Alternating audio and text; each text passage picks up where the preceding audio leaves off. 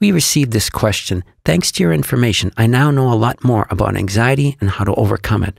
While I'm no longer afraid of my symptoms, there are times when they are terrible, making it difficult to function, like dizziness, nausea, trembling, difficulty walking, and severe head pressure and headaches. My question is, what can I do when my symptoms are extreme and debilitating? My overall comment is to cope the best you can, and whatever works for you, keep doing it. That's what I did when my symptoms were severe. For instance, when my dizziness was so bad I could barely stand up, I went and rested, cat-napped if I could, deeply relaxed, or slept if I could. Sometimes that caused the dizziness to ease, and sometimes it didn't. When it did, I resumed what I was doing, and when it didn't, I continued to rest, maybe even trying to sleep until the next day. That also meant removing myself from a situation until I felt better, no matter what the situation was. Sure, there were times when I felt embarrassed for having to leave, but I eventually got over that. I knew that to recover, I needed less stress, not more.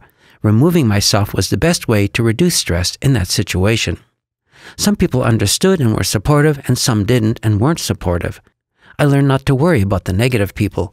They didn't have to recover from anxiety disorder, so they wouldn't understand.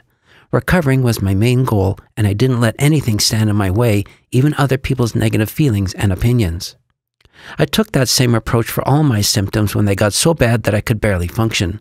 For instance, sometimes I would be away from work or family situations for several days until I felt better. And even then, I limited my interactions to what I thought I could manage without adversely affecting my recovery. My immediate family knew what I was doing and why, because I had explained to them what I was dealing with and what I needed to do to recover. Again, some people understood and were supportive, and some weren't.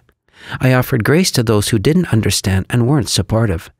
At that time, I was involved in many business-related activities, such as running our family's business and being the president of a local association when negotiating with the government.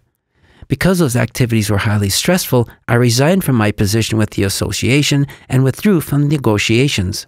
I knew that if I were to continue in those roles, I wouldn't recover due to the constant stress. And since my recovery was my #1 priority, removing that stress was important. Even though it was difficult, it was a good decision. I also paced a lot. When my symptoms were severe and barely tolerable, I walked them off. Walking burned up nervous energy and stress hormones, making my symptoms bearable. Sometimes I melted down in despair because I felt like I couldn't take anymore. But I regrouped and pressed on, knowing that if stress reduction was the way out of my symptoms, I needed to persevere no matter how discouraged I sometimes became. As I became more familiar with all the ups and downs of recovery, I eventually learned to be less reactive. In time, I became very good at passively accepting how I felt, no matter what my body and mind threw at me. That was a turning point in my recovery. Even though my body was racked with symptoms, I contained well, tolerated them, and kept my focus on my recovery. I realized that the less I reacted, the more it helped my body recover. Everything became easier as my recovery work started to pay off.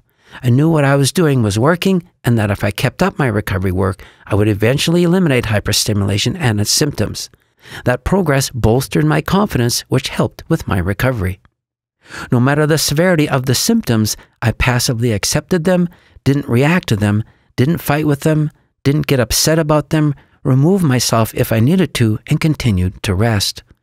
Stress reduction, rest, and time became my mantra. As my body recovered, I re-engaged with life slowly, offering myself grace when I needed to back off. Over time, hyperstimulation completely subsided and I lived normally again. Except this time, I was more aware of and responsive to stress. Dealing with my anxiety issues and managing my stress has worked well for me all these years.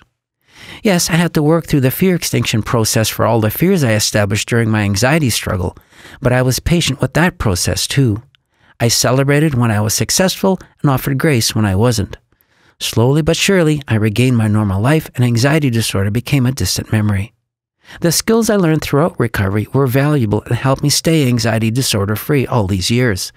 So, while working on your recovery, know that the recovery process teaches and anchors skills you wouldn't otherwise get.